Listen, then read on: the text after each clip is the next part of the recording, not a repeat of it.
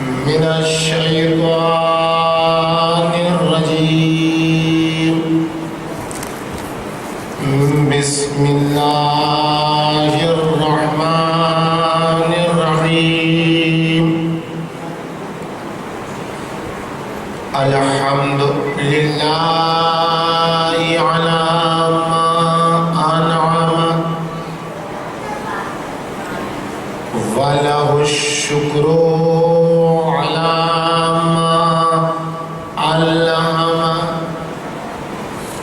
والثناء بما قدم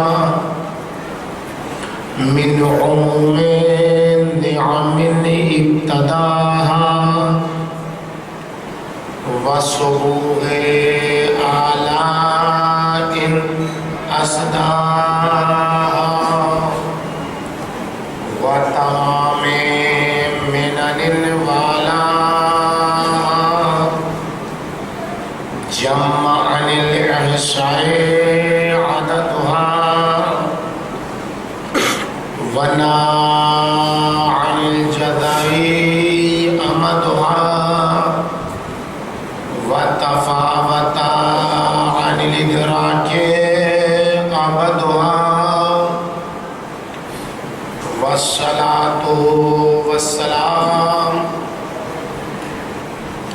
والتحية والإكرام على عبده ورسوله وصفيه وخيرته وأمينه على الوحي الذي انتجبه قبل أن أرسله وسماه قبل أن اجتبله واصطفاه قبل أن ابتعثه سيدنا ونبينا وشفيع ذنوبنا وطبيب نفوسنا وحبيب قلوبنا مولانا سيدنا أبي القاسم محمد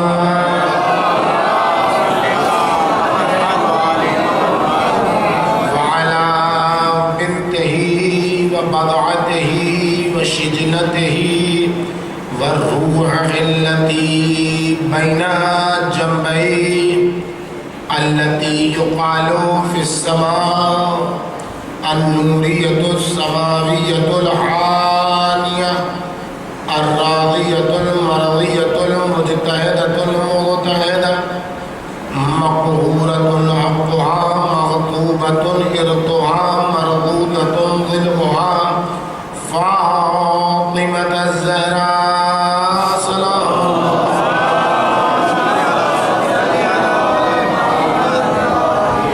وعلى بالها وبنوها والسر المستودع فيها لا سيما على بقية الله في الأرضين. سلام على آل ياسين. السلام عليك يا داعي الله ورباني آياته. السلام عليك يا باب الله وديان دينه. السلام عليك يا خليفة الله وناصر حقه. السلام عليك يا حجة الله ودليل إرادته. بهم ندعو الله ومن أعدائهم نتبرأ إلى الله. أما بعد فقد قال سبحانه وتعالى في محكم كتابه ومتقن بيانه وقوله الحق فاعتبروا يا أولي الأبصار.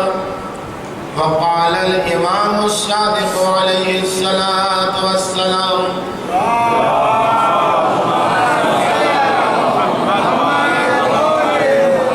وجعلك وأباك وجدك وأخاك وبنيك عبرة لأولي الألباب. صلوات محمد.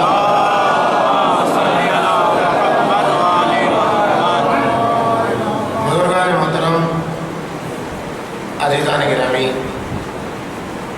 عزاداران سرکار سید الشہداء علیہ السلام، قرآن مجید میں ذات باری کا ارشاد گرامی ہے ان لوگوں سے جو صاحبان عقل و خرد ہیں، ان لوگوں سے کہ جن کو اللہ نے سوچنے اور سمجھنے کی صلاحیت عطا کی۔ کیا صاحبان عقل و خرد؟ اے صاحبان بصیرت، عبرت حاصل کرو۔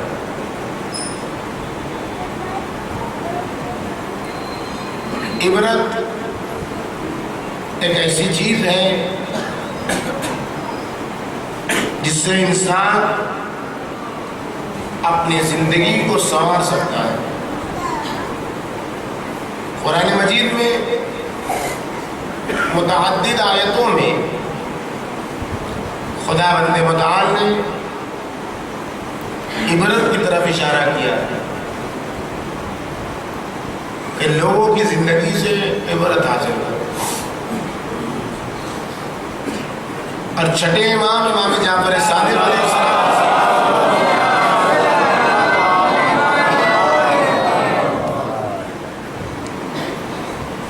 مولا کائنات کی زیارت کے حوالے سے مولا کائنات کی مختلف زیارتیں ہیں، کچھ مخصوص دنوں کے لیے زیارتیں ہیں، کچھ عام دنوں کے لیے زیارتیں ہیں۔ ایک بات یہ آپ مقدمے کے طور پر ملاحظہ کریں کہ خدا کی حقیقی معرفت کہاں حاصل ہوگی اور معصومین کی حقیقی معرفت کہاں حاصل ہوگی، یہ سمجھنے کی ضرورت ہے۔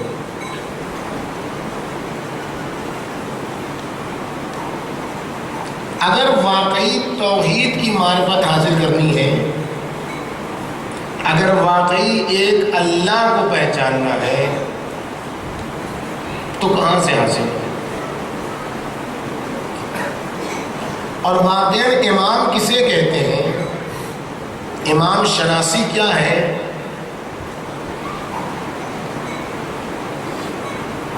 اس کو اگر معلوم کرنا ہے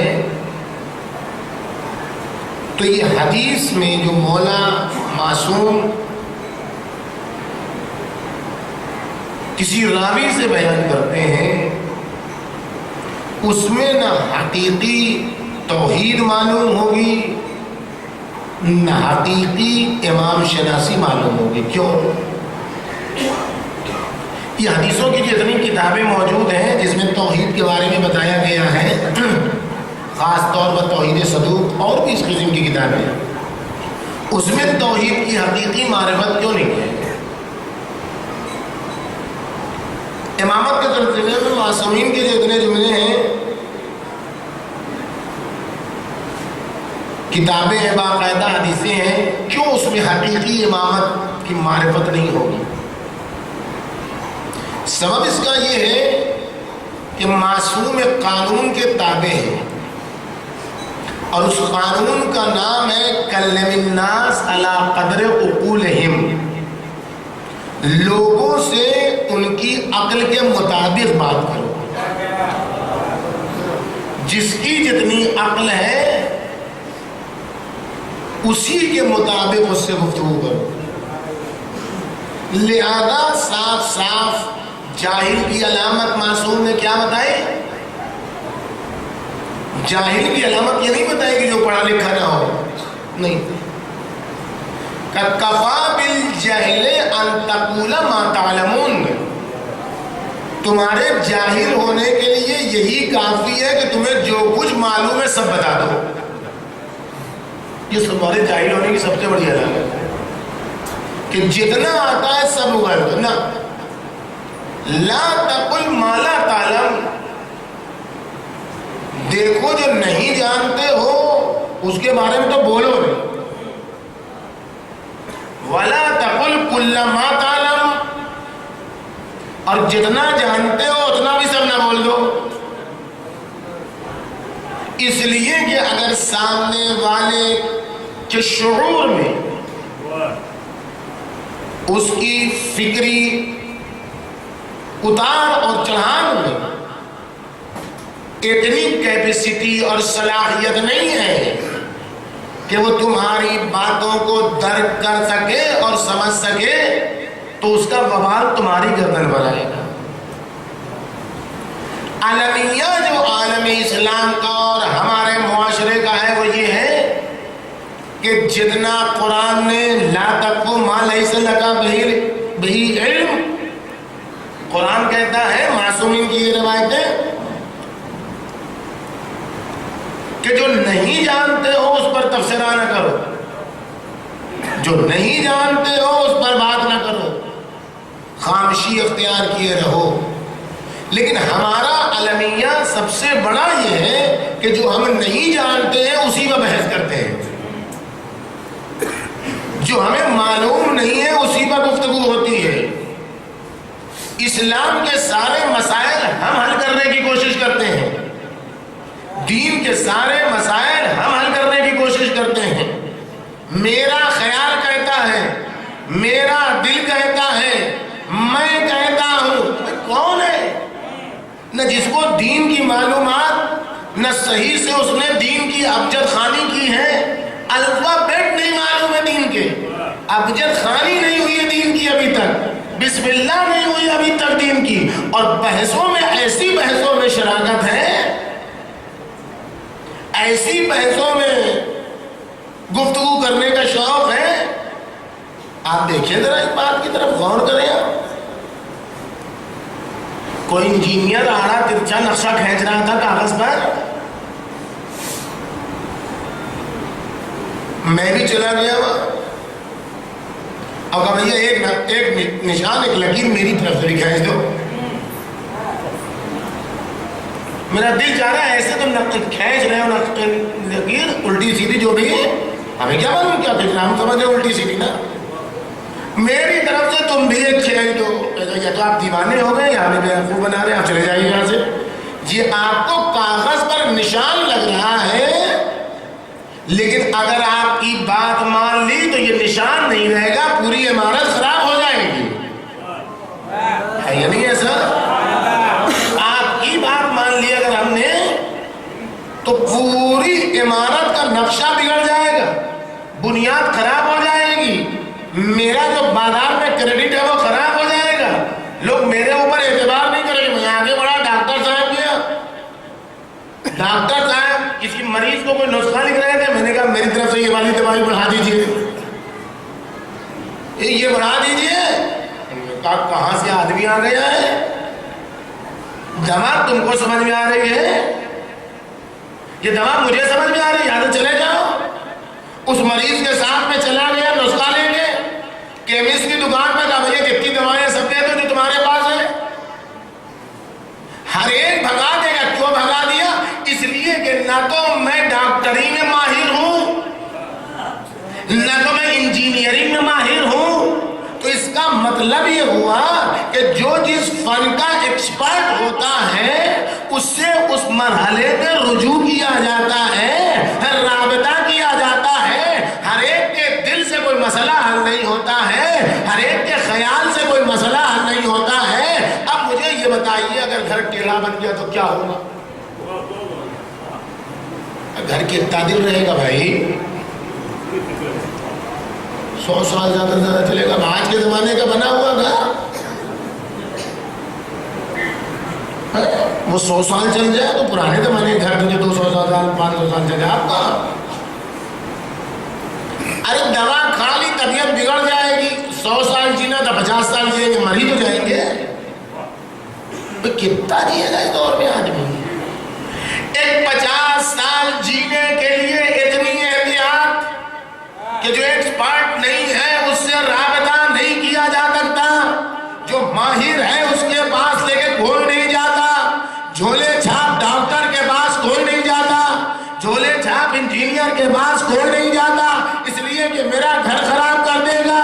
جس کی زندگی ہے 50 سال یا 100 سال، اس دنیاوی زندگی کی زندگی ہے 50 سال یا 100 سال، لیکن وہ دین کہ جس میں ذرا سی رد و بدل ہوئی، ذرا سی کمی آئی تو دنیا بھی برباد ہوگی، آخرت بھی برباد ہوگی، اس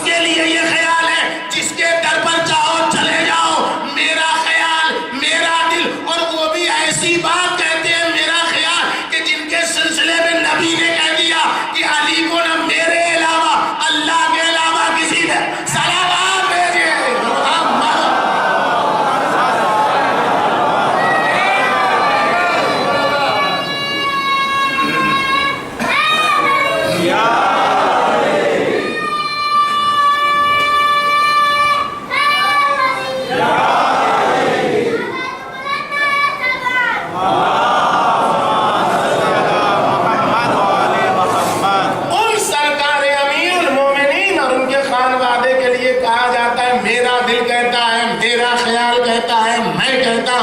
جن کے لیے سلمان جیسی ذات نے کہہ دیا کہ میں نے نہیں پہچانا، اور جا کے اعتراض کرنے والوں نے اعتراض کر دیا ہے نبی اللہ دیکھا سلمان کو، سلمان کی تو آپ اتنی تعریف کرتے ہیں کہ سلمان 10ویں درجے کے ایمان پر، اور ایسے سلمان اور ویسے سلمان اور اس درجے کے سلمان اور منا اہل میں. اب دیکھیے وہ کہتے ہیں ہم نے علی کو نہیں پہچانا. کہیے مجھ سے کیا پوچھتے ہو، جا کے سلمانی سے پوچھ لو. بلائے گئے سلمان، تم نے کیسے نہیں پہچانا؟ کہ نبی اللہ آپ نے تو کہا ہے علی کو میرے علاوہ اور اللہ کے علاوہ کسی نے نہیں پہچانا. اللہ کو میرے علاوہ اور علی کے علاوہ کسی نے نہیں پہچانا، مجھے اور علی اور اللہ کے علاوہ کسی نے نہیں پہچانا. تو جب آپ نے کہہ دیا تو میری کیا اوقات ہے کہ میں کہوں میں علی کو پہچانتا ہوں؟ جب سلمان جیسا کہہ دے علی میری سمجھ سے باہر، تو ہمارا شما کی اوقات کیا ہے؟ صلوات بر محمد.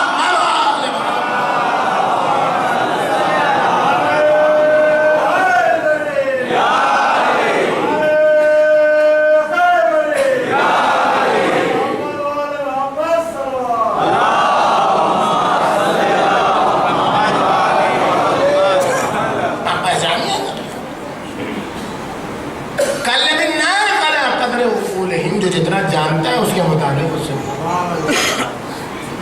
تو یہ نہیں چلے گا دین کے مسئلے میں. جو سب سے زیادہ سمجھے گردن پر سے اگر کوئی بات صحیح بھی ہے، کوئی بات صحیح بھی ہے اور آپ نے کہہ دی نہ جانتے ہوئے، وہ چیزیں ایسی ہیں جو عام ہے صحیح ہے لیکن آپ کو نہیں معلوم ہے اور آپ نے اپنی طرف سے کہہ دی اور اس کا کوئی وبال سامنے آیا، تو قیامت کے دن سب آپ کی گردن پر سے ہوتے ہوئے گزریں گے. ایسے سنگین مرحلے میں اب آپ ذرا سوچئے ان حدیثوں کا واٹس ایپ پر بھیجنے کا مسئلہ جو قیامت برپا کیے ہیں. جس کو کہیں سے ایک حدیث ملی اس نے فارورڈ کر دیا واٹس ایپ پر، اس کو پتہ ہی نہیں کہاں سے چلی ہے، کون راوی ہے، کیسی سند ہے، کیا بات ہے کیا نہیں ہے، بس جیسے ہی آئی وہ فارورڈ کر دیا. ارے اپنی دنیا بھی برباد کر رہے ہو، اپنی آخرت بھی برباد کر رہے ہو. صلوات بھیجے بر محمد وآل محمد.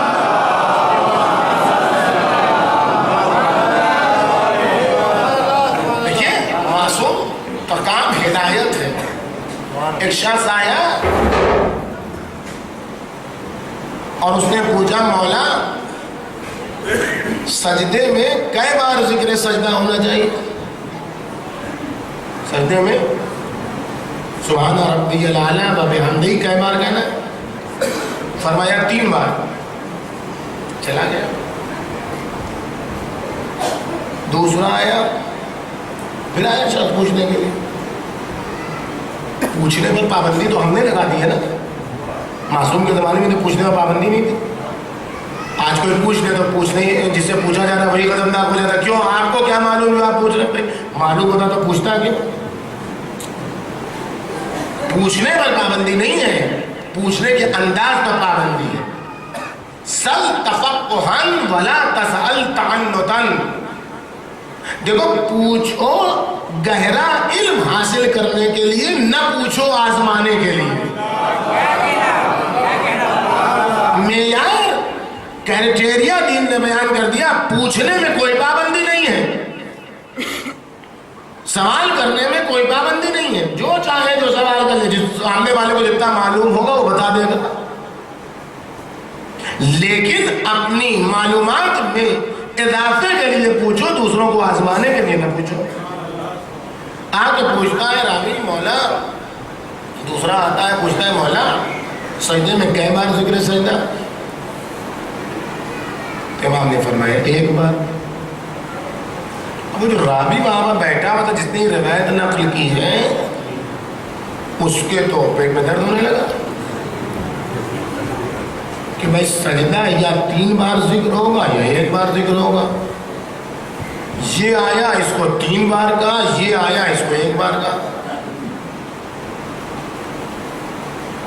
اچھا اللہ کا شکر یہ ہوا کہ اس نے اپنے آپ کو سمجھا جاہل اور پوچھ لیا مولا سے.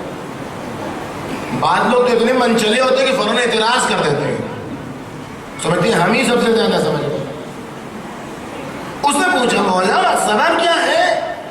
کہ مسئلہ ایک ہے، جواب 2 ہے.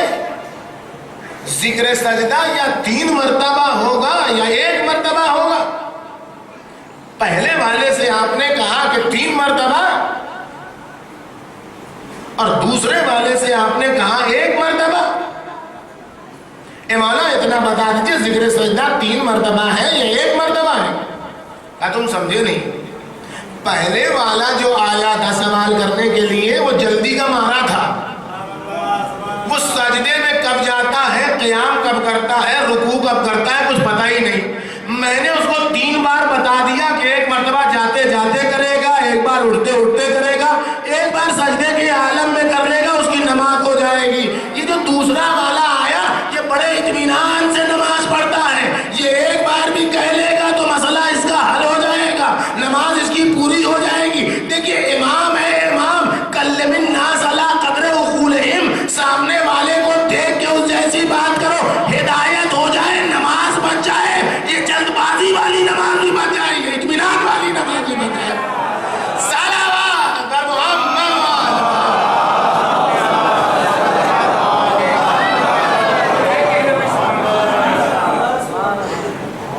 کلم الناس علی قدر عقولہم. لوگوں سے ایک شخص آیا 8ویں امام کے پاس،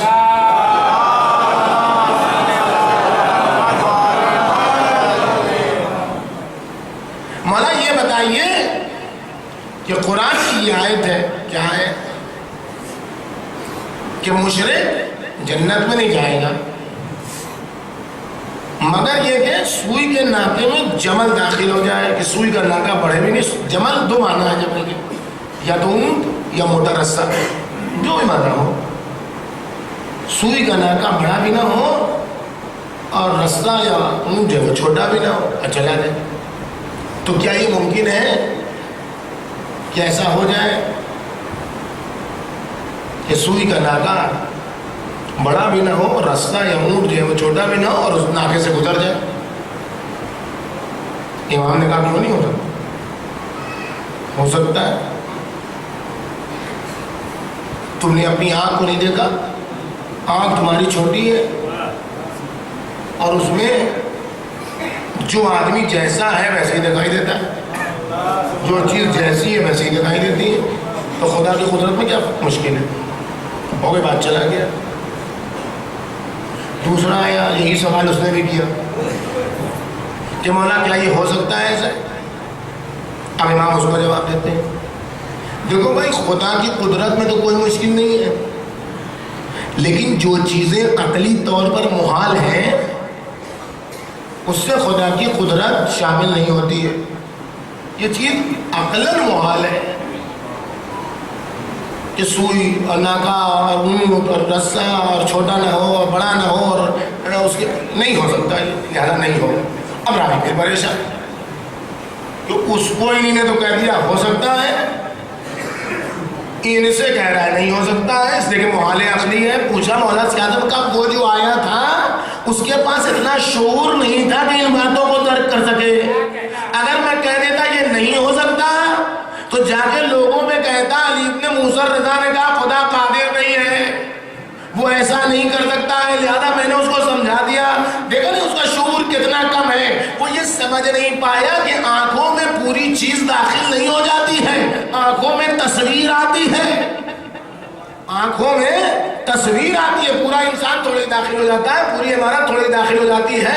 اگر اس کو سمجھ میں آتا کہ آنکھ چھوٹی ہے، آنکھ کے اندر باہر کی چیز داخل نہیں ہوتی بلکہ اس کی تصویر آتی ہے تو وہ اعتراض کر دیتا.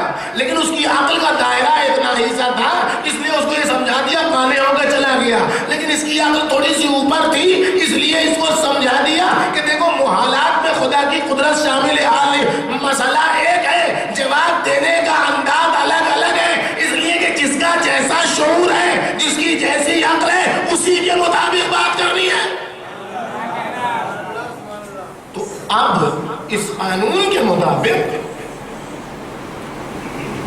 معصوم جب کسی سے گفتگو کرتے ہیں، کوئی بھی ہو، محمد ابن مسلم ہو، زرارہ ہو، مومن طاق ہو، حسن ابن محبوب ہو، محمد ابن ابی عمیر ہو، جو بھی ہو، وہ معرفت میں تو امام کے لیول سے نیچے ہیں، جتنے بھی اونچے اونچے اصحاب ہو، باب خار صاحبی ہو، سب کے سب معرفت میں امام کے لیول سے نیچے ہیں۔ لہذا امام جب توحید کی گفتگو ان لوگوں سے کرتے ہیں تو ان کے لیول کو دیکھ کے کرتے ہیں،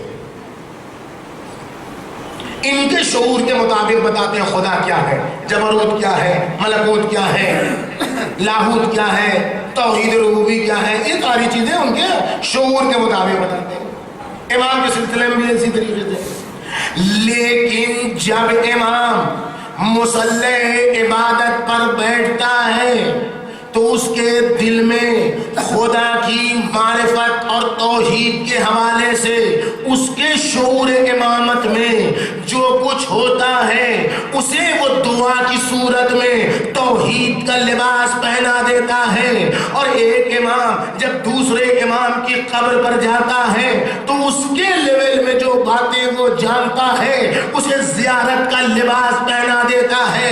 اسی لیے حدیثوں میں توحید حقیقی نہیں ملے گی، دعاؤں میں توحید حقیقی ملے گی، زیارتوں میں امام شناسی ملے گی۔ اگر پہچاننا ہے کہ حقیقی توحید کیا ہے تو دعاؤں کا مطالعہ کرو، اگر پہچاننا ہے امام کی حقیقی معرفت کیا ہے تو ان زیارتوں کا مطالعہ کرو جس زیارت میں امام نے جا کر دوسرے امام کے سامنے عرض ادب کیا ہے۔ بات سمجھ جائے۔ اب اس قانون کے مطابق چھٹے امام پہنچتے ہیں،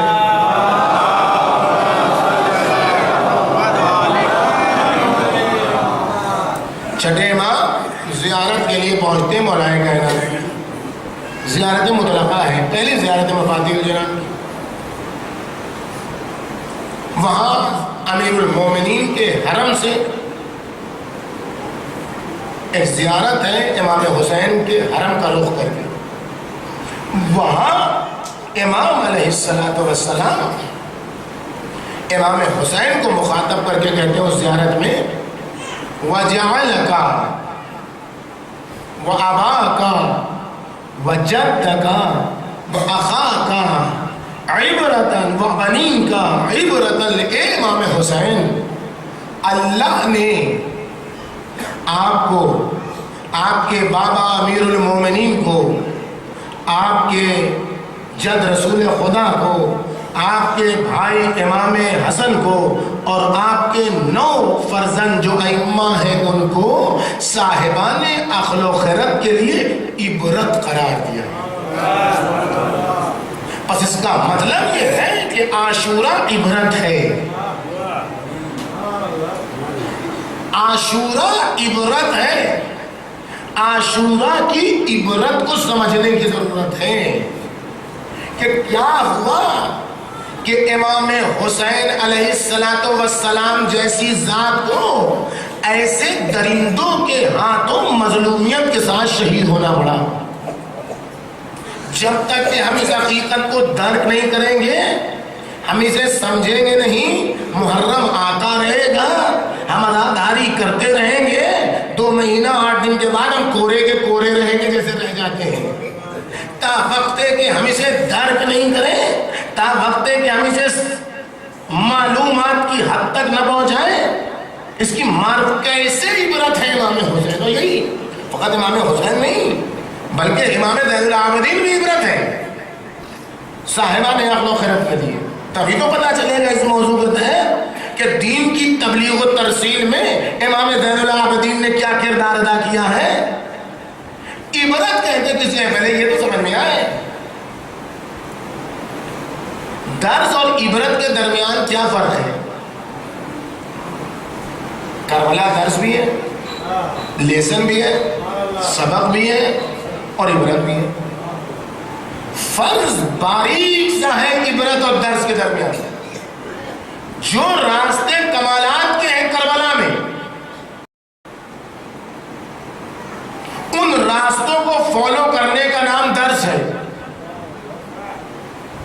کربلا میں عزت نفس، کربلا میں شرافت، کربلا میں انسانیت، کربلا میں شجاعت، کربلا میں فداکاری، کربلا میں جذبہ جانثاری، کربلا میں شوہر کی اطاعت، کربلا میں زوجہ سے محبت، کربلا میں بچوں سے محبت، کربلا میں ماں باپ کی فرما برداری، کربلا میں بچوں سے محبت، کربلا میں امر بالمعروف، کربلا میں نہی عن المنکر، کربلا میں انسانیت کا درس، کربلا میں بشریت کا درس۔ یہ ساری چیزیں جو ہیں تقریباً 1000 سے زیادہ درس ہے کربلا میں، 1000 سے زیادہ درس۔ اور اگر ان کو سمیٹا جائے تو 100 تو یقینی نکل جائیں گے، موٹے موٹے جو دروس ہے کربلا کے اہم ہیں 100 تو ہیں۔ لیکن وہ درس، وہ سبق جو انسان کو کمالات سے روکتے ہیں،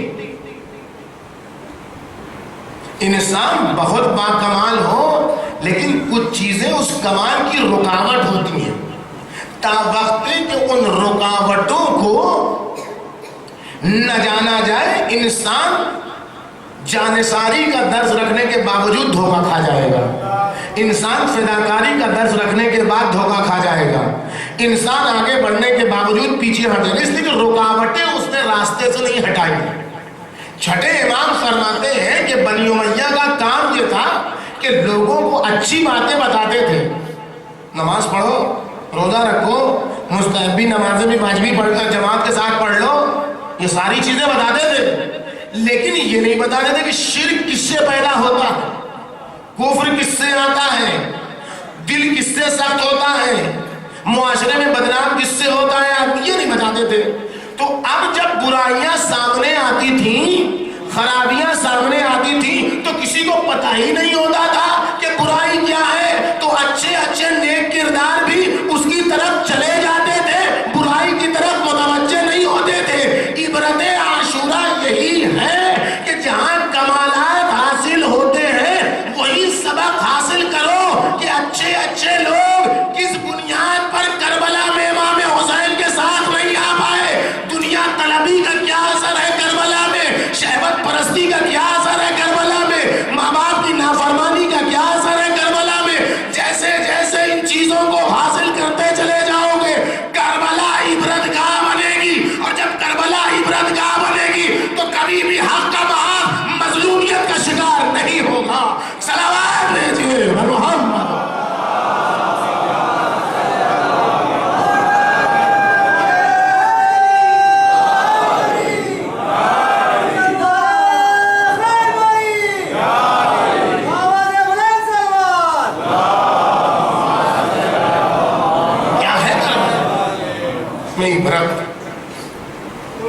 سب سے پہلی عبرت جو کربلا کی ہے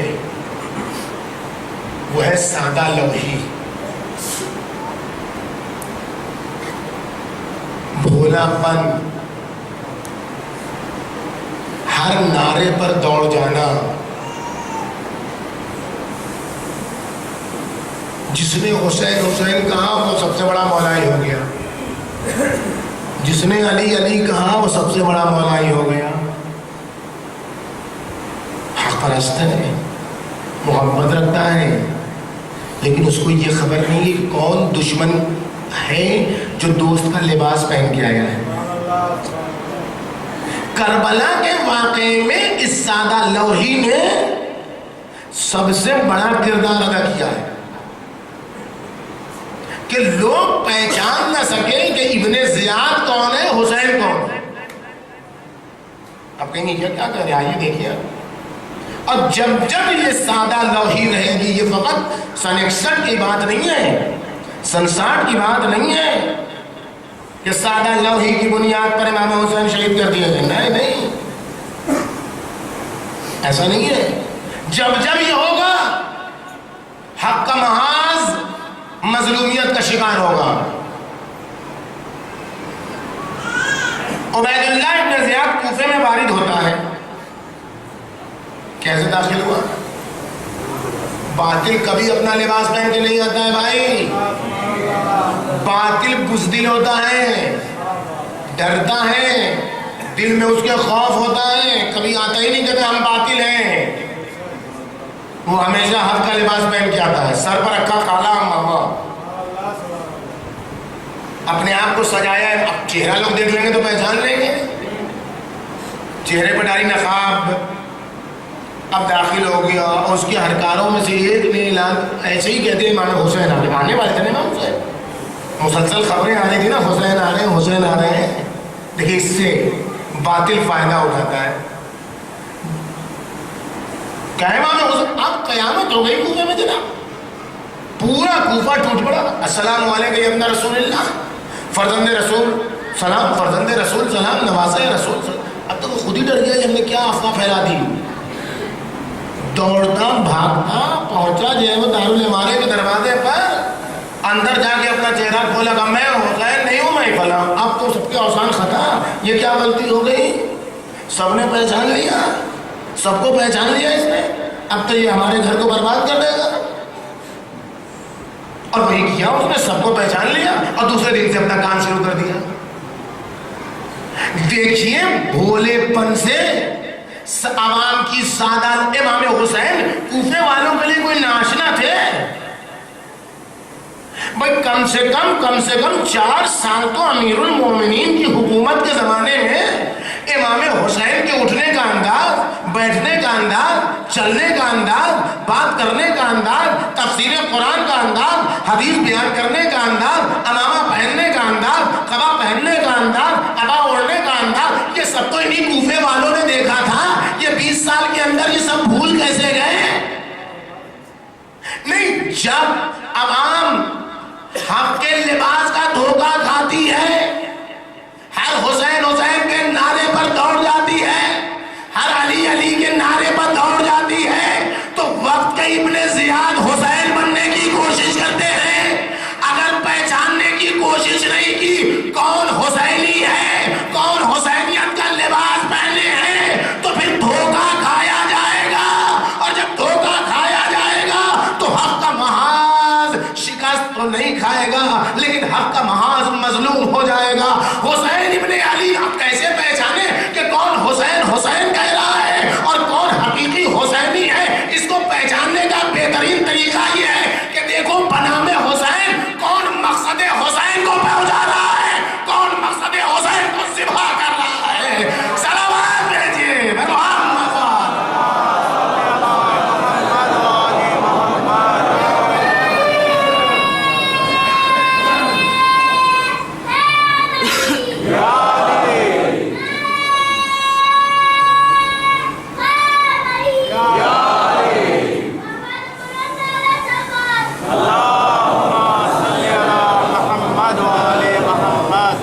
امام حسین کا مقصد کیسے ذبح کیا جاتا ہے بھائی؟ سمجھنے کی ضرورت ہے نا، یہی تو عبرتیں ہیں. امام حسین کا مقصد کیسے ذبح ہوتا ہے؟ حسین حسین کہیں گے. دیکھیے شراب دین اسلام میں سب سے بدترین چیز ہے. شراب ایسا گناہ ہے جس کی 10 چیزوں کو دین اسلام نے حرام قرار دیا ہے. اگر کوئی اس نیت سے بیج بوتا ہے کہ اس سے جو درخت نکلے گا تو اس سے شراب بناؤں گا، یہ بیج بونا حرام. کوئی پانی ڈالتا ہے کہ یہ پودا لہلاؤ ہے تو اس کو بیچیں گے تو لوگ شراب بنائیں گے، یہ پانی ڈالنا حرام. کوئی سامان لے کے انگور یا جو چیز کی بھی شراب بنتی ہے وہ لے کے بیچتا ہے اس نیت سے کہ اس سے لوگ شراب بنائیں، یہ بیچنا اور خریدنا حرام. حرام پیسہ کھا رہے ہیں.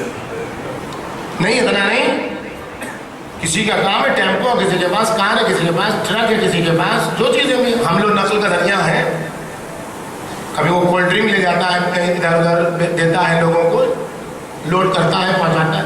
اگر کوئی شراب کی بوتل لوڈ کر کے لے جائے اور کہیں پہنچائے, اس سے جو پیسہ اسے ملے وہ پیسہ حرام, کھائے گا تو حرام. جس دسترخوان پر شراب ہو اس دسترخوان پر بیٹھنا حرام ہو اور ہٹا دی گئی ہو, پہلے دسترخوان پر تھی دوسرے دسترخوان سے ہٹا دی گئی, اس دسترخوان پر بیٹھنا مکروہ.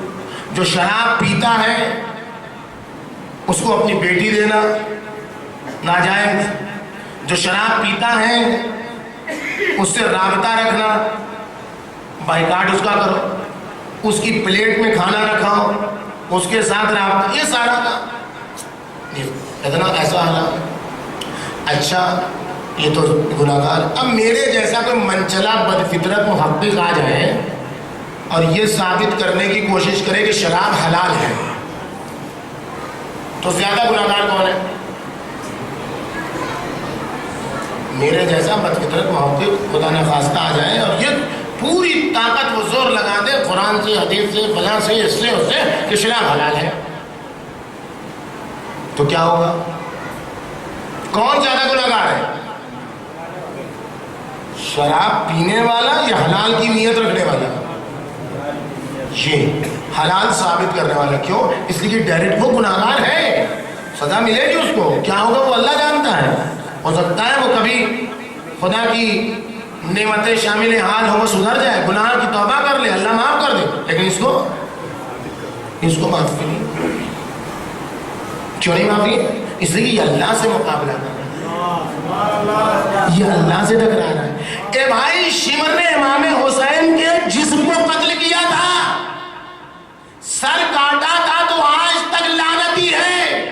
اور جو بنام حسین نماز سے ٹکرائے اور جو بنام حسین کہے کہ خون لگا کے مسجد میں چلے جاؤ, یہ خون ہمارا کب ہے, یہ تو حسین کا خون ہو گیا. اس کا مطلب حسین کے نام پر یہ ٹکرا رہا ہے اللہ سے. جس چیز کو اللہ نے نجس قرار دیا ہے یہ اسے حلال قرار دینے کی کوشش کر رہا. ہر حسین کہنے والے کے پیچھے نہ دوڑو, دیکھو کون مقصد حسین کو ذبح کر رہا ہے, کون حسینیت کو پھیلا رہا ہے.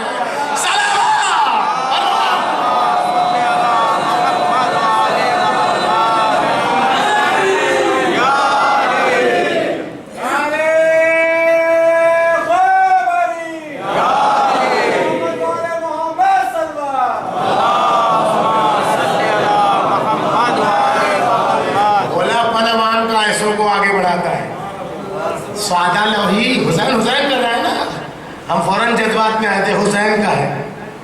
دیکھو مقصد حسین کا ہے. کسی نے زنجیری ماتم کیا, ماتم کرتے کرتے وہ دنیا سے گزر گیا, کمزور ہوگا جو بھی ہو. اے بھائی اس کو بے غسل و کفن دفن کر دیا گیا. کیوں بھائی؟ تو شہید ہے, شہید کو غسل و کفن نہیں ہے.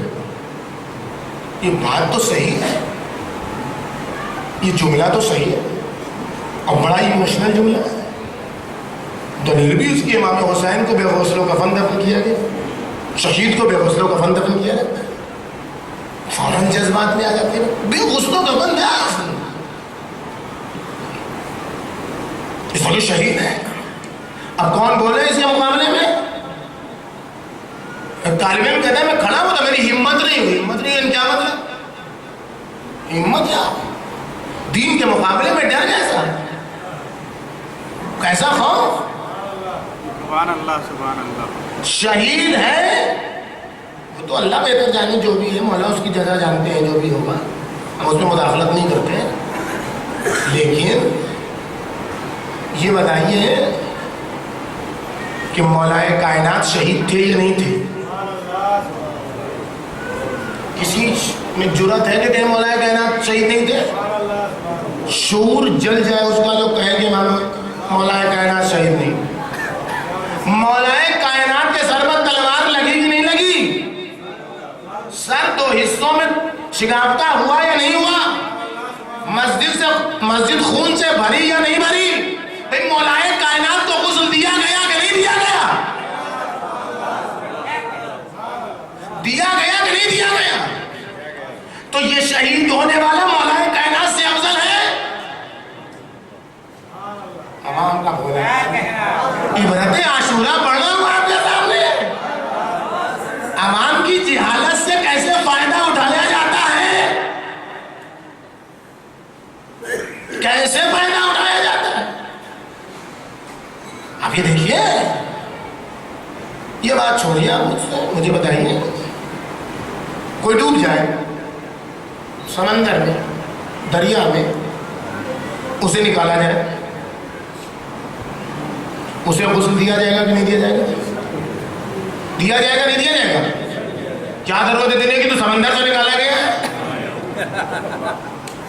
اچھا, اور میں آپ کو بتاتا ہوں ابھی شہید کون کون ہے.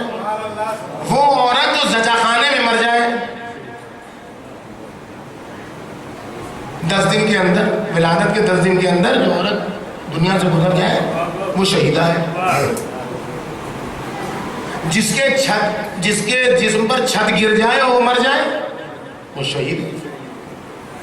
ایکسیڈنٹ میں کوئی مر جائے شہید ہے. ان کو غسل دیا جائے گا کہ نہیں؟ اب پہچانیے یہ نکلا کہاں سے یہ شوشہ, اس کی بنیاد کو پہچانیے تب سمجھ میں آئے گا. شوشے کو پہچانیے, سب سے پہلے کس نے اعلان کیا؟ سب سے پہلے یہ اعلان ابلیس نے کیا. کب؟ عبرت عاشورہ ہے. سب سے پہلے یہ اعلان ابلیس نے کیا. کب؟ جب پیغمبر اکرم کی وفات ہوئی. مولا کائنات موجود دے رہے, شدہ خبر پھیلی. ایسی خبریں پھیلتی بہت جلدی ہیں, واٹس ایپ سے, اس سے پوری کائنات, پوری دنیا میں. ایک آدمی آ گیا, مولا کہ یا رسول یا مالی, ایک دم خبر پھیلی ہوئی عام ہے, لوگ دستوں گریباں ہونے والے, کیا ہو گیا؟ کہا کہ رسول اللہ تو پاک و پاکیزہ ہے. بھائی رسول اللہ سے زیادہ پاکیزہ کون؟ بعد خدا بزرگ, تو یہ قصہ مختصر, خدا کے بعد ہے کون رسول اللہ کے علاوہ؟ وہ اعلان آیا کہ رسول اللہ کو غسل نہیں دیا جا سکتا, اس لیے کہ رسول اللہ تو پاک و پاکیزہ, نجس کو غسل دیا جاتا ہے, رسول اللہ نجس توڑیں گے, اس لیے ان کو غسل نہیں دیا جائے گا. جیسے ہی آواز سرکار امیر المومنین کے کان میں پہنچی گا, خبردار خبردار, اس آواز پر کان نہ دھرنا, یہ ابلیس کی آواز ہے. یہ پہلے ہی مرحلے میں جاتا ہے اسلام کے قانون کو توڑ دے. رسول خدا سے زیادہ پاکیزہ کوئی نہیں, لیکن اسلام کا قانون ان پر بھی نافذ ہوگا, ان کو بھی غسل دیا جائے گا. ہر آواز کے پیچھے نہ دوڑو, دیکھو کس کی آواز ابلیس کی آواز ہے, کس کی آواز حسین کی آواز ہے.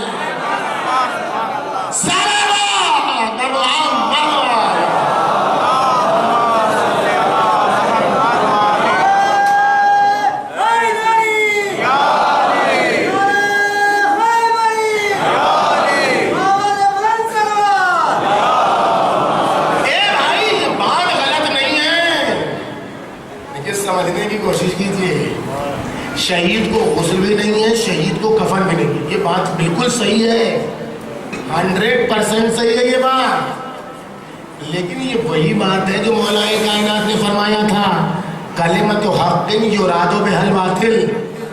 خوارج نے کیا کہا تھا؟ لا حکم الا للہ, لا حکم الا للہ, لا حکم الا للہ. بری بات ہے کیا؟ حکومت کا حق فقط اللہ کو حاصل ہے. بات بالکل صحیح ہے. مولا کائنات کیا فرماتے ہیں؟ بات تو ان کی صحیح ہے لیکن ان کا ارادہ غلط ہے. یہ اس سے کچھ اور فائدہ اٹھانا چاہتے ہیں. وہی حال اس جملے کا بھی ہے. شہید کو غسل بھی نہیں ہے, شہید کو کفن بھی نہیں ہے. یہ بات بالکل صحیح ہے لیکن ارادہ غلط ہے. یہ جاننے کی ضرورت ہے کہ کس شہید کو غسل نہیں ہے اور کس شہید کو کفن نہیں ہے. یہ جاننے کی ضرورت ہے, تب راستہ کھلے گا, ورنہ ہمیشہ دھوکہ کھائیے گا, ورنہ ہمیشہ پریشان ہوئیے گا. اس میں کہ ہمیں فقہ کی معلومات ہی نہیں ہے, ہم نے کتاب الجہاد پڑھائی نہیں ہے, ہم شہید جانتے ہی نہیں ہیں, ہمیں تو ایسے ہی بتا دیا گیا. ہاں یہ بات بالکل صحیح ہے کہ شہید کو غسل و کفن نہیں ہے, اس کو اسی لباس میں دفن کر دیا جائے گا. لیکن کون شہید؟ وہ جو میدان جنگ میں دشمن کے آمنے سامنے لڑتے ہوئے اس کی ضربت اور اس کی جراحت سے وہی میدان میں مر جائے، اس شہید کو غسل و کفن نہیں ہے۔ لہذا جو میدان جنگ میں ہے، تدارکات کر رہا ہے، مجروحوں کو دیکھ رہا ہے، ایک تیر چلا، اس کو آ کے لگ گیا، وہ مر گیا، وہ ہے شہید، لیکن اس کو ہوگا غسل و کفن، میدان جنگ میں مرا ہے، میدان جنگ میں شہید ہوا ہے، لیکن اس کو غسل و کفن ہوگا۔ بس اور بس اور بس اس کو غسل و کفن نہیں ہے جو خط مقدم جسے ہم کہتے ہیں، یعنی بالکل آمنے سامنے دشمن کے ہو اور دشمن سے لڑتے لڑتے اس کی ضربت کی جراحت سے مجروح ہو کے وہیں دم توڑ دے تو اس کو غسل و کفن نہیں ہے۔ اسی لیے اصحاب حسینی کو بھی غسل نہیں دیا گیا، انصار حسینی کو بھی غسل نہیں دیا گیا، بنی ہاشم کو بھی غسل نہیں دیا گیا، کفن نہیں پہ، اس لیے کہ سب دشمن سے حملے میں آمنے سامنے شہید ہوئے ہیں۔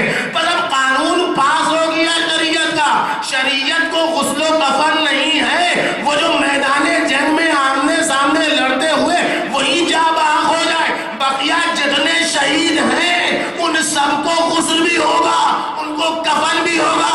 یہ مشکل کیوں پیش آئی؟ اس لیے کہ عوام لا علم ہے، اسے نہیں معلوم کہ کسے کہتے ہیں ایسا شہید، کسے کہتے ہیں ویسا شہید، لہذا یہ دھوکہ دینے والے حسین کے نام پر دھوکہ دیتے ہیں، حسینیت کے مقصد سے دور کرتے رہتے ہیں۔ صلوات بھیجیے میرے محمد۔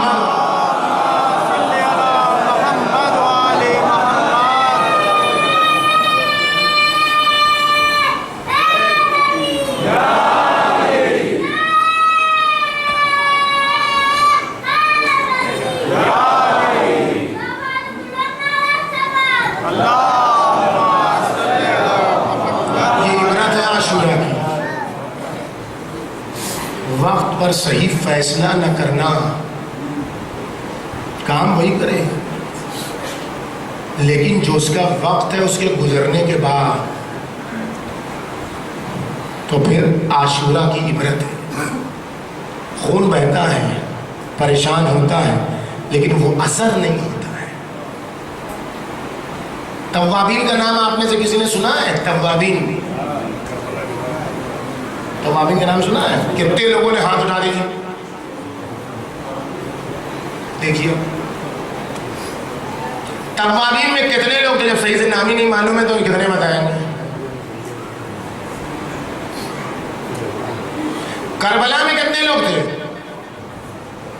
ہاتھ اٹھائیے، سبھی کو معلوم ہے، ہاتھ نہ اٹھانے سے کیا ہوتا ہے؟ کربلا میں امام حسین کے طرفدار کتنے تھے؟ 72۔ اس میں سب سے چھوٹا کون تھا؟ ہر ایک یہ بھی بتا دیں گے۔ کربلا کے 72 سب کو یاد ہے، اس میں سب سے زیادہ جو سن رسیدہ مسلم ابن اوسجہ تھے، سب کو ان کا نام معلوم ہے۔ سب سے چھوٹے جو علی اصغر تھے ان کا بھی نام سب کو معلوم ہے، بقیہ اور بھی معلوم ہے۔ یہ 72 سب کو معلوم ہے، توابین کسی کو نہیں معلوم ہے۔ وہ بھی حق کے لیے نکلے تھے، 4000 تھے۔ آپ مجھے 8 کا نام بتا دیجیے، آپ مجھے 4 کا نام بتا دیجیے، نہیں معلوم ہے۔ تاریخ کے نہا خانوں میں چھپ گئے، یہ کوئی معمولی لوگ نہیں تھے، یہ کوئی معمولی لوگ نہیں تھے۔ عبرت ہے عاشورہ کی، عبرت آج آپ کو غور کرنا ہوگا۔ سلیمان ابن سرد خزائی جیسا صحابی رسول اور صحابی امیر المومنین اس کا رہبر ہے۔ عبداللہ ابن وال جیسا صحابی امیر المومنین، ابن نجبہ یا ابن نخبہ، مسیب، ایسی ایسی شخصیتیں، یہ کوئی کھیل اور تماشے والے لوگ نہیں تھے۔ امام حسین کی شہادت کے بعد انہوں نے کہا کہ ہم سے غلطی ہوئی، امام حسین کا ساتھ نہیں دیا، تو ہمیں توبہ کرنے کی ضرورت ہے۔ نکل گئے، مختار سمجھاتے رہے کہ بھائی تم لوگ ایسے نہ جاؤ، خون برباد ہوگا۔ تو کہا نہ، ہمیں تو خونی بہانا ہے، نہ ہمیں تو خون امام حسین حسین پر اپنا قربان کر دینا، یا نصارات الحسین پرچم لے کے نکلے۔ 4000 کا لشکر خون بہا، خون اثر نہیں دکھا پایا، خون اثر نہیں دکھا پایا، بلکہ ابن زبیر کو فائدہ ہوا۔ خون بہا بنام حسین، فائدہ ہوا ابن زبیر کو، فائدہ ہوا ابن زیاد کو، کیوں؟ اس لیے کہ جو وقت تھا اس وقت نہیں بہا۔ حسین ابن علی کا خون کیوں اثر انداز ہوا؟ یہ 72 کیوں حسین کے نام نہاد ہو گئے؟ ساری دنیا کے کانوں میں 72، اپنوں کے کانوں میں 72، غیروں کے کانوں میں 72۔ مسلمان نہیں ہے، غیر مسلمان ہے، ہندو ہے، گجرات کا ہے، مہوا کا ہے، مراری باپو بہت معروف ہے ہندوؤں میں، بہت معروف ہے، اس کو 72 اتنے یاد ہے، کہتے ہیں کربلا میں 72 نہیں تھے، سب سے بہتر تھے۔ آپ غور کر رہے ہیں؟ وہ کہتا ہے کربلا میں 72 نہیں تھے، سب سے بہتر تھے، اس کو بھی 72 یاد ہے۔ لوگ کہتے ہیں ہم تو اس زمانے میں نہیں تھے، کہا جاتا ہے ڈانڈی یاترا جو گاندھی جی نے کی تھی، جب تک لوگوں کو لے جاتے رہے کامیاب نہیں ہوئے، 72 کو لے گئے کامیاب ہوئے۔ اے بھائی یہ غیروں کی بات ہے، یہ حسینی تھوڑے ہی تھے، یہ کوئی اہل بیت کے جانے والے تھوڑے ہی تھے۔ کربلا کے برسہ برس 1000 سال گزرنے کے بعد اگر اس تعداد کو کوئی وقت پر استعمال کر لیتا ہے تو اس کا انقلاب کامیاب ہوتا ہے۔ یہ 4000 نے کیا کیا؟ اتنے ایسے ایسے جیالے وقت پر ساتھ نہیں دیا۔ وقت کب تھا؟ وقت تھا جب مسلم تھے کوفہ میں، سب کوفے میں تھے نا، ان 18000 لوگوں میں تھے، انہوں نے بیعت کی تھی۔ اب جب مسلم ہانی پر حملہ ہو، کہا میں تو دفاع جہاد تو میں نہیں کروں گا، اس لیے کہ میرے امام کا حکم ہے، دفاع کروں گا۔ کہا نہیں ہم دفاع میں بھی آپ کا ساتھ دے دیں گے، ہم تو امام حسین کا انتظار کریں گے، یہی بتائیں امام حسین کوفہ آ رہے ہیں، ہم ان کا ساتھ دیں گے، آپ بھی چھوڑ دیجیے۔ کرنا ہم تو ایسا نہیں کر سکتے کہ عبید اللہ آ جائے اس طریقے سے کریں، ہم نہیں تو ہم آپ کا ساتھ نہیں دیں گے۔ میرا تو وہی کہنا ہے، سلیمان بن سورت کا یہ بیان ہے، ہمیرا تو یہ بیان ہے، امام حسین آئیں گے تو ان کے ساتھ جہاد کریں گے۔ آئے امام حسین کوفہ، آئے امام حسین کوفہ، نہیں آ پائے۔ اگر ان قبیلوں کے سرداروں نے اور ان سربراہان کوفہ نے اور ان کوفہ کی عظیم شخصیتوں نے اس برے وقت پر مسلم ابن عقیل کا ساتھ دے دیا ہوتا، 10 لوگ ساتھ ہو گئے، مسلم کے ساتھ ہو گئے ہوتے، اور 10 لوگوں کے ساتھ 10 قبیلے والے، یہ سب قبیلوں کے سردار تھے نا، یہ جب سامنے آتے تو ان کے قبیلے والے خود بخود آتے، یہ سب آ جاتے۔ اے حضور، جس مسلم ابن عقیل نے تنہا ابن زیاد کی فوج کے پتے پانی کر دیے ہو، زہرا آب کر دیا ہو، ایسے ایسے 10 جیالے مل گئے ہوتے تو پھر عبید اللہ ابن زیاد دکھائی نہیں دیتا۔ یہ وقت پر فیصلہ نہیں کیا، نمائندہ حسین کا ساتھ نہیں دیا تو حسین بھی کوفہ نہیں آئے۔ کل بھی یہی ہوا تھا، آج بھی یہی ہوتا ہے۔ جب ہم کہتے ہیں غیبت میں مراجع کی بات مانو، وہ جو کہتے ہیں وہ کرو، وہ جو بتاتے ہیں مانو، تو یہی کہا جاتا ارے ابھی نہیں، امام زمانہ کو آنے دو، امام زمانہ کو آنے دو، پہلے غیبت میں نمائندے کے ساتھ آمادگی کا اظہار کرو، تب امام آئیں گے۔ صلوات اللہ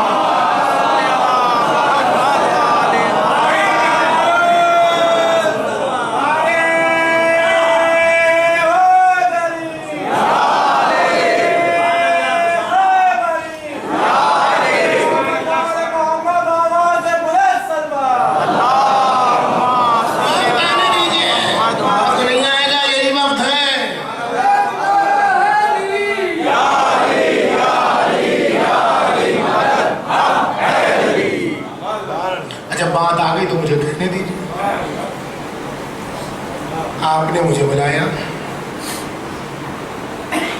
محرم آ جائے تب مولانا سے بات کریں گے،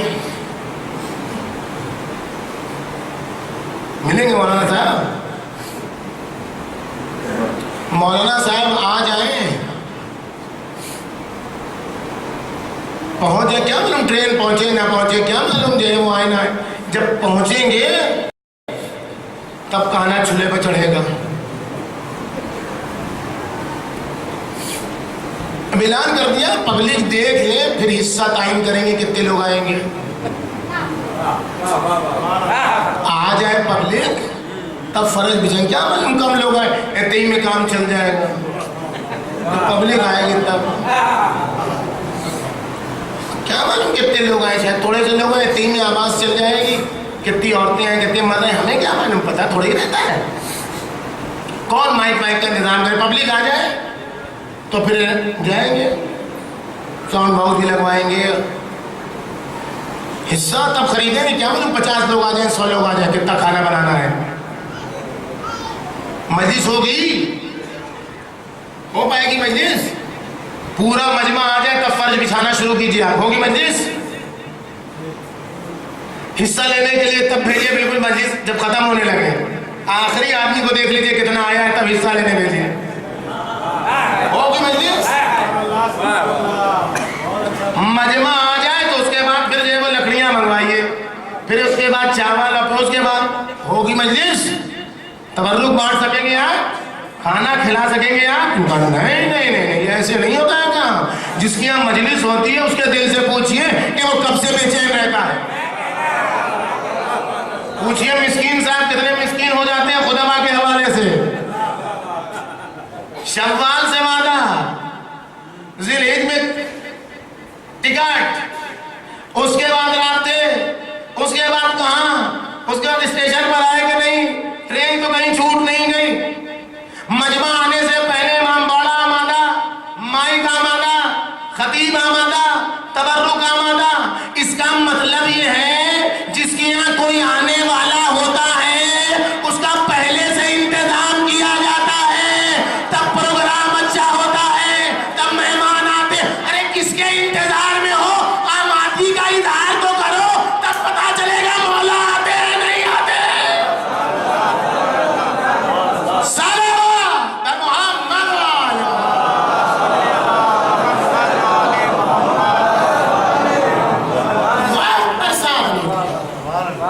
عاشورہ کی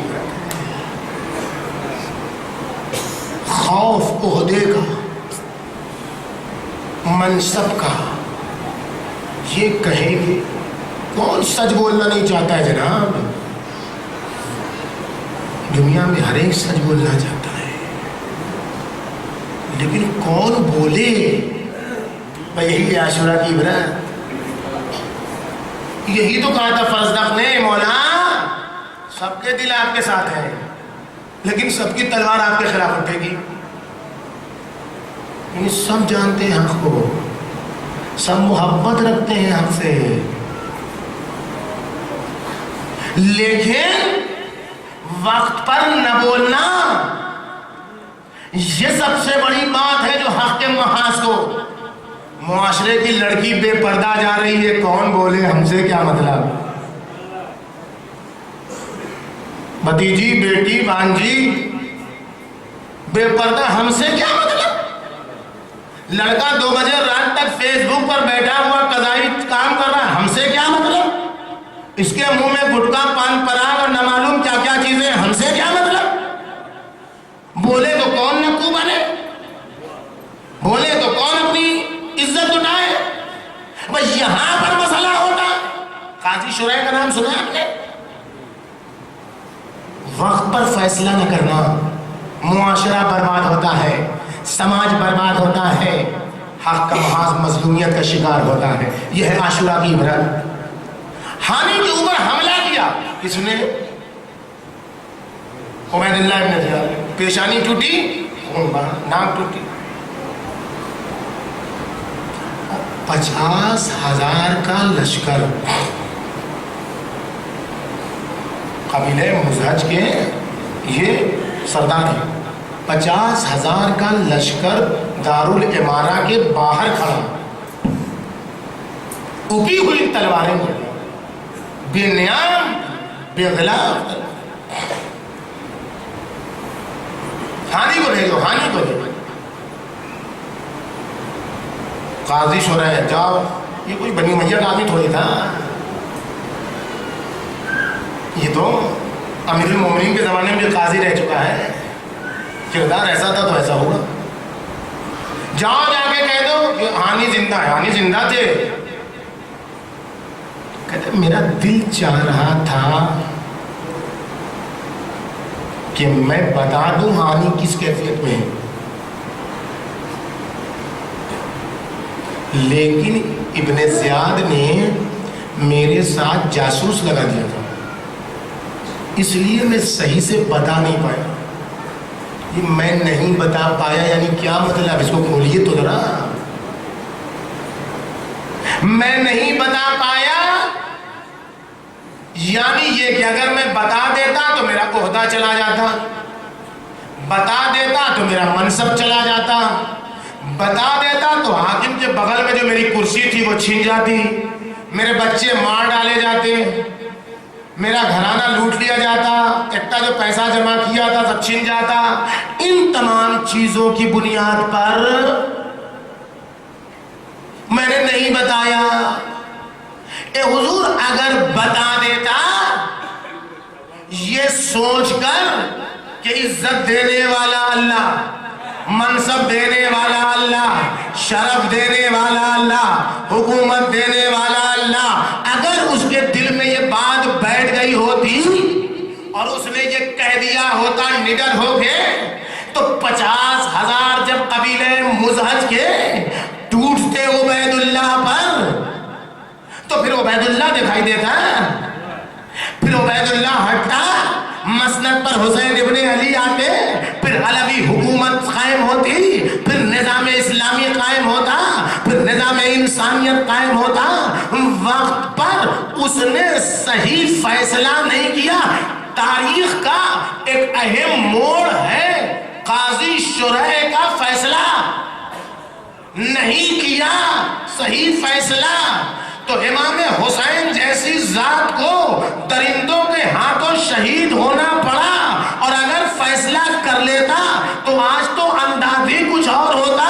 یہی معرکہ امام خمینی کے ساتھ آیا، حاکم ایران کی طرف سے حکم آیا کہ دیکھو کوئی بھی گھر سے نکلے نہیں، کرفیو نافذ ہے، فوج لگا دی گئی ہے، جو نکلے گا اس کو گولی مار دی جائے گی۔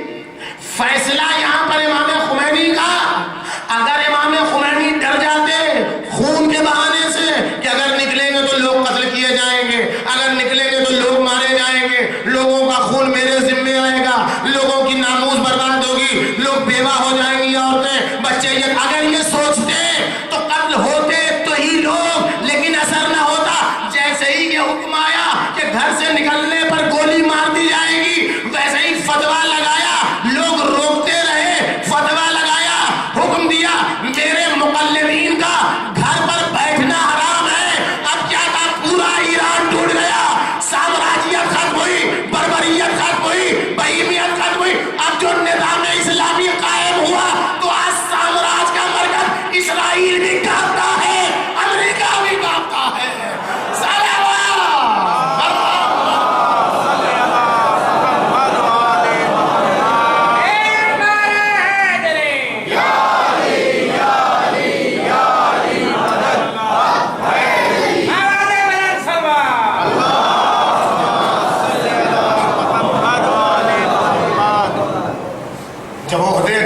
منصب کا کہ لالچ ہوتی ہے تو انسان یہاں پہنچتا ہے۔ اچھا آپ نے سنا ہے نام 18,000 لوگ تھے، 8 لوگوں کا نام آپ کو یاد ہے اس میں سے؟ نہیں یاد ہے۔ کیوں نہیں یاد ہے؟ اس لیے کہ انہوں نے وقت پر صحیح فیصلہ نہیں کیا، اور ادھر مسلم کا نام آیا اور ادھر طوا کا ذہن میں تصور آیا۔ جیسے ہی مسلم کا نام ویسے ہی طوا، یہ کون ہے؟ یہ مطلبی ہے، یہ ہاشمی ہے، یہ قریشی ہے، کوئی نہیں ہے بھائی. یہ کالی ہے کالی، کنیز ہے کنیز زادی. عرب میں کالے سیاہ کی کوئی عزت نہیں. حبشے کی رہنے والی نہ معلوم کہاں کی رہنے والی، اس کے اوپر سے کنیز، اس کی کوئی عزت نہیں، اس کا کوئی شرف نہیں. لیکن اسے جیسے ہی معلوم ہوا کہ نبی کے خاندان کا ہے، بنی ہاشم ہے، رسول کے گھرانے کا ہے، اپنا گھر بھول گئی، اپنی ناموز بھول گئی. کہا اب تو آپ میرے ہی گھر میں رہیں گے. اور جب مسلم جانے لگے تو روک رہی ہے نہ جائیے، میرا گھر لٹ جائے، میرا گھر برباد ہو جائے، لیکن فرزند رسول کو نہیں چھوڑ سکتی، حسین کے نمائندے کو نہیں چھوڑ سکتی. جب اپنا سب کچھ قربان کرنے کا دل چاہے تب تمام لوگوں کے درمیان توبہ کا نام باقی رہ جاتا ہے. اور جب دل میں قربانی کا جذبہ نہ ہو تو بڑے بڑے عہدے کے باوجود بھی کوئی نہیں بچتا. اس کو سمجھنے کی ضرورت ہے. عاشوراء کی عبرت یہ ہے، اس تناظر میں چوتھے امام نے کیا خدمت انجام دی ہے سمجھنے کی ضرورت ہے. بات اس کی بہت طولانی ہے اور وقت بھی کافی ہو گئے. سلوات بھیجیے اور محمد و آل محمد. اب اسی تناظر میں بقیہ ساری مجلسوں کو آپ ملاحظہ فرمائیں کہ دین کو پہنچانے میں ایسے ماحول میں دین کیسے پہنچایا جائے، ایسے برے ماحول میں دین کی تبلیغ کیسے ہو. تو یہاں بات روک کے میں گزارش کر دوں آپ کے سامنے کہ ان چند دنوں کی مجلس میں ساری بات تمام ہو نہیں سکتی ہے، اور میرا کوئی موضوع کبھی نہیں رہا جو تمام ہو جائے. اس لیے کہ ہر موضوع ایسا ہوتا ہے کہ جو ناتمام ہے. یہ تو فقط قریدنے کا کام ہوتا ہے ہمارا، کہ ہم یہ بتا سکیں کہ ہمارے پاس کیا ہے اور ہم کتنے غافل ہیں. اور غفلت سے بیدار اگر انسان ہو جائے تو انسان کامیاب ہے. اسی غفلت کی بیداری کے لیے اسی کتاب، اسی عنوان پر انعامی مقابلہ رکھا گیا عبرت عاشوراء نامی کتاب سے. آیت اللہ خامنہئی کی یہ کتاب ہے. جو لوگ اردو جانتے ہیں ان سے ہماری گزارش ہے کہ اس کتاب کو حاصل کریں. مولانا شاہ حسین صاحب کے پاس یہ کتاب موجود ہے. 23 نومبر تک اس کتاب کو لینے کی آخری تاریخ ہے. 6 دسمبر کو اس کا امتحان ہے. اسی بھوپال میں ہوگا امتحان انشاءاللہ. لہذا تمام حضرات سے ہماری گزارش ہے کہ کربلا کے حوالے سے ایک نئی دید پیدا کریں، کربلا کے حوالے سے ایک نئی سوچ پیدا کریں کہ کیا سبب تھا اور کیسے ہم اپنے آپ کو سنواریں. اس کتاب میں جتنی باتیں میں نے آپ کے سامنے خلاصے کے طور پر پیش کی، یہ ساری باتیں اس میں موجود، اور بھی اس کے علاوہ بہت ساری چیزیں. لہذا جو لوگ اردو جانتے ہیں ان سے ہماری گزارش ہے اس کتاب کا مطالعہ کریں. کتاب کی قیمت 150 روپے رکھی گئی ہے. جو لوگ امتحان میں شرکت کریں گے ان کو 50 روپے واپس لوٹا دیے جائیں گے. لہذا ہماری گزارش ہے کہ آپ تمام لوگ مولانا شاہ حسین صاحب سے کتاب حاصل کرنے کی کوشش کریں. ایک سلوات بھیجیے محمد. عاشوراء کی سب سے بڑی عبرت یہی ہے کہ انسان اس درجے تک پہنچ جاتا ہے کہ اسے حق اور باطل کے درمیان تمیز نہیں ہو پاتی. عاشوراء کی سب سے بڑی عبرت جہالت ہے. جب عوام جاہل ہوتی ہے تو حکومت والے عوام کی جہالت سے فائدہ اٹھا کے اس کو مقدس مادی کے چکر میں پھنسا لیتے ہیں، اور امام حسین جیسی ذات کو خارجی کہہ دیا جاتا ہے. خارجی واجب القتل ہے جو اسلام حاکم اسلام. یہ آپ علمیہ دیکھ رہے ہیں، عوام کی جہالت آپ دیکھ رہے ہیں. تو یزید کو کون نہیں جانتا تھا کیسا ہے؟ یزید کو کون نہیں جانتا تھا کیسا ہے؟ کسی سے چھپا ہوا تھا یزید، اس کے کردار کسی سے چھپے ہوئے تھے. وہ یزید ہو گیا حاکم اسلامی عادل، اور حسین فرزند رسول، صحابہ کرام موجود 161 ہجری میں، اور عوام کی زبان پر جاری ہو گیا حسین خارجی. اللہ اللہ، المیہ نہیں ہے، رونے کا مقام نہیں ہے کہ امام حسین کو خارجی کہا جا رہا ہے. زین العباد جب وارد ہو رہے ہیں تو لوگ کہہ رہے ہیں اچھا ہوا تم نے دین کے خلاف خروج کیا، معلوم ہی نہیں کس کو قتل کیا گیا. جہالت آج بھی یہی ہے. منبر پر نادان لوگ آ رہے ہیں, ایسے لوگ آ رہے ہیں جو عوام میں جہالت پھیلا رہے ہیں, تو پھر تو کچھ سمجھ میں نہیں آئے گا. تو پھر ہم کا محاذ سید سجاد کی سب سے بڑی ذمہ داری راہ کوفہ و شام میں جو تھی عبرت عاشورہ کے حوالے سے, وہ یہی تھی کہ لوگوں کی جہالت کو دور کریں. کیا دور؟ جیسے ہی آ کے کسی نے کہا اچھا ہوا تم نے حاکم اسلامی کے خلاف خروج کیا تھا, اچھا ہوا اللہ نے بدلا دیا, اب اس کو کچھ نہیں کہتے, کوئی لمبی چوڑی تقریر نہیں. بھائی ہاں یہ جاہل ہے. آج بھی اگر حقائق آل محمد دنیا کو معلوم ہو جائیں تو دنیا خود بخود آل محمد کی گرویدہ ہو جائے گی. ہمیں پیغام اہل بیت دنیا تک پہنچانا ہے.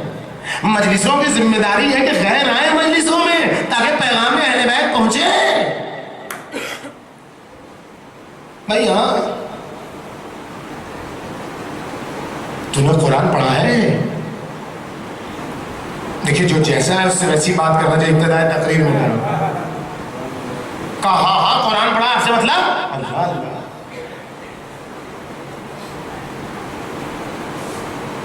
بھائی تو نے یہ آیت پڑھی انما یرید اللہ لیذھب عنکم الرجس اہل البیت ویطہرکم تطہیرا. کہا آپ سے کیا مطلب؟ دیکھ رہے ہیں کو کتنا جاہل رکھا گیا ہے. آپ سے کیا مطلب؟ اب جن کی طہارت کی ضمانت قرآن نے لی وہ ہم ہی ہیں.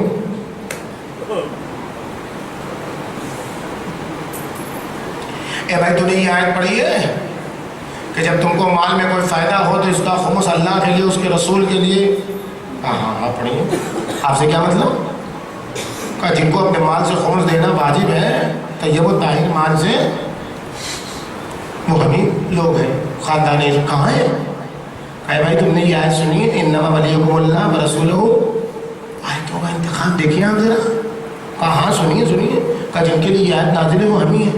کا سنا ہے قل لا اسألکم علیہ اجرا الا المودۃ فی القربى. کہاں سنا ہے؟ آپ سے کیا مطلب؟ کہ جن کی محبت واجب ہے اجر رسالت کی بنیاد پر وہ ہم ہی ہیں. تاریخ کہتی ہے سہل ساعدی نے 3 مرتبہ پوچھا مولا کیا یہ بات صحیح ہے؟ ارے آپ ہی ہیں وہ. تو چوتھے امام نے کہا ای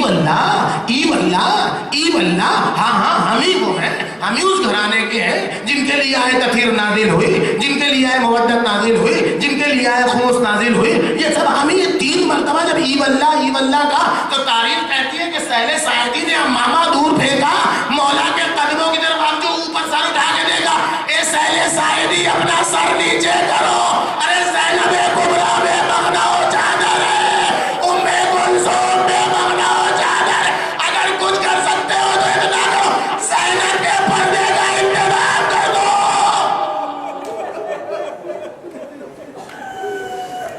جزاکم اللہ خیرا. بھائی اس جہالت کو معاشرے سے ختم کر دیا گیا. ہیرو ہے وہ امام, وہ مظلوم 40 سال تک جو اپنے باپ کا غم مناتا رہا. جب چاہنے والے نے پوچھا مولا کتنا روئیے گا؟ اب تم نے انصاف نہیں کیا. یعقوب کے 12 بیٹے تھے, ایک یوسف دور ہو گیا تھا, مرا نہیں تھا, دور ہوا تھا. اتنا روئے کہ آنکھیں سفید ہو گئیں. قرآن کہہ رہا ہے اے منہال ہماری آنکھوں کے سامنے تو ایک دوپہر میں 18 یوسف. منہال نے تشفی کے لیے, دلاسے کے لیے وہی کہہ دیا جو امام خود کہتے تھے, کچھ دوسری بات نہیں تھی. امام نے خود دربار کوفہ میں کہا تھا کہ تو مجھے قتل سے ڈراتا ہے. افبالقتل تحدثنی یا ابن زیاد, کہ زیاد کے بچے تو مجھے موت سے ڈراتا ہے, قتل سے ڈراتا. نہیں معلوم تجھے القتل لنا عادہ والکرامت لنا الشہادہ, قتل تو ہمارے گھرانے کی عادت ہے, میراث ہے, اور شہادت تو ہمارے لیے کرامت ہے. یہی بات دہرا دی چاہنے والے. اے مولا شہادت تو آپ کے گھر کی میراث ہے, فیصلہ سننا تھا، امام نے سر و سینہ پیٹا، انصاف نہ کیا منال. ہاں ہمارے گھرانے کی میراث شہادت ہے، لیکن ماں بہنوں کا بے مغنا ہو جانا، دیار بدیار پھرایا جانا.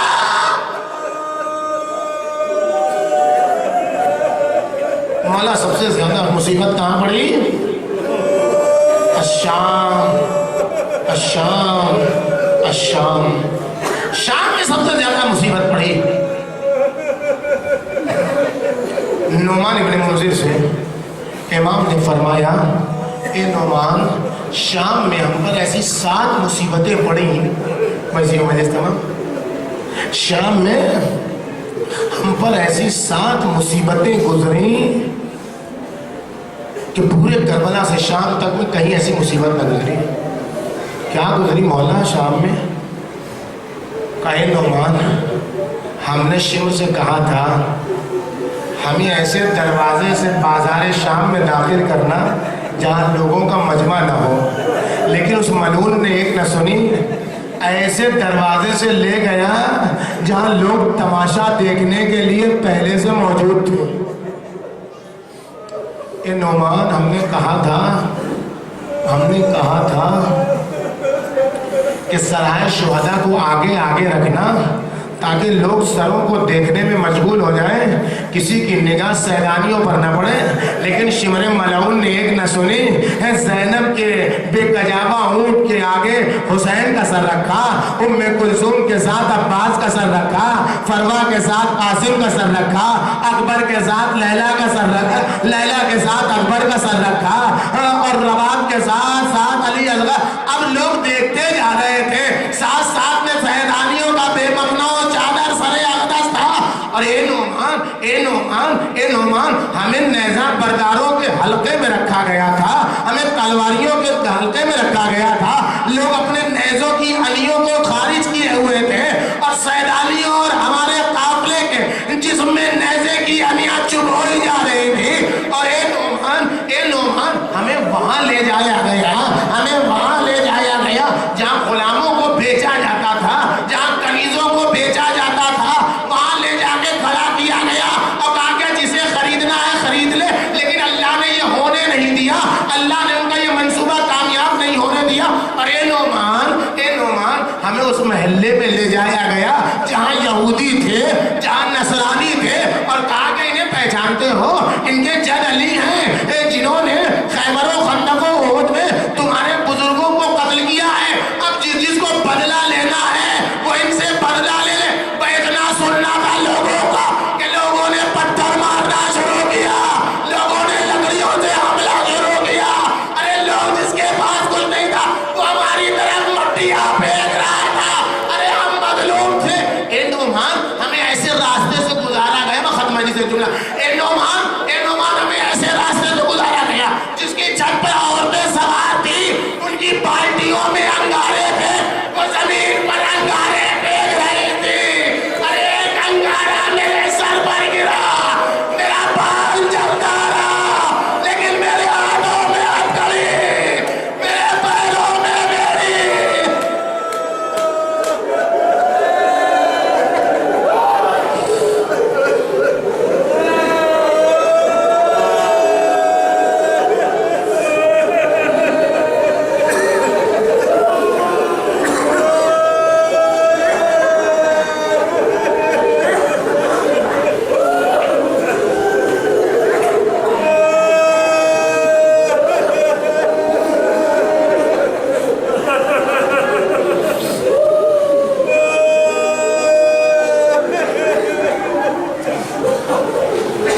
وسيعلم الذين ظلموا أي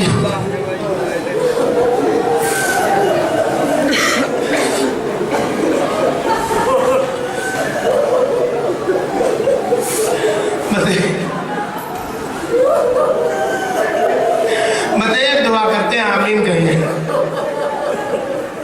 ہمیں کیا چاہیے؟ حسین کی عزاداری مل گئی ہے، اس سے بڑی دولت.